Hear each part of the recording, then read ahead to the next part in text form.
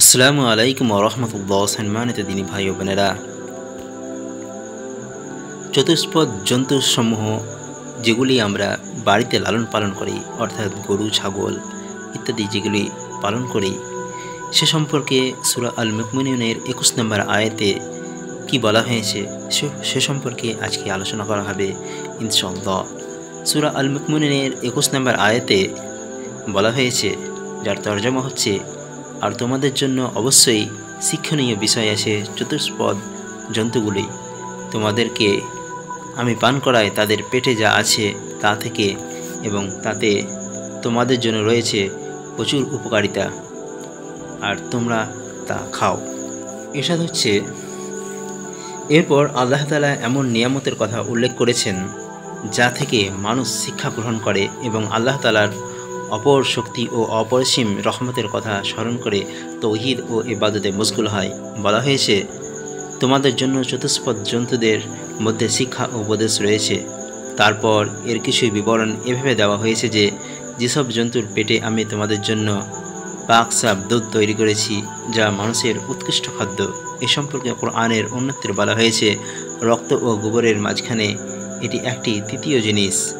সূরা আন-নাহল 66 নম্বর আয়াত। মূলত পশুর খাদ্য থেকে এটি সৃষ্টি করা হয়ে থাকে। এরপর বলা হয়েছে, শুধু দুধই নয়, এসব জন্তুর মধ্যে তোমাদের জন্য উপকারিতা রয়েছে। চিন্তা করলে দেখা যায়, জন্তুদের দেহের প্রতিটি অংশ মানুষের কাজে আসে এবং তার দ্বারা মানুষের জীবন ধারণের অসংখ্য সরঞ্জাম তৈরি হয়। জন্তুদের পশম, অস্থি, অন্ত্র ইত্যাদি প্রতিটি অংশ দ্বারা মানুষ জীবিকার কত যে সাজ সরঞ্জাম তৈরি করে তা গণনা করা কঠিন। এসব উপকার ছাড়া আরও একটি বড় উপকার এই যে, এগুলির মধ্যে থেকে যে সমস্ত জন্তু হালাল, সেগুলির গোশত মানুষের সর্বোৎকৃষ্ট খাদ্য। ইবনে কাসির 22 নম্বর আয়াতে বলা হয়েছে, আর তাতে ও নৌযানে তোমাদের বাহনও করা হয়ে থাকে। এখানে সর্বশেষ জানোয়ারদের আরও একটি মহা উপকারের কথা উল্লেখ করা হয়েছে যে, তোমরা তাদের পিঠে আরোহণও করো এবং মাল পরিবহনের কাজে নিযুক্ত করো। এই শেষ উপকারের মধ্যে জন্তু জানোয়ারদের সাথে নদীতে চলাচলকারী নৌকাও শরিক আছে।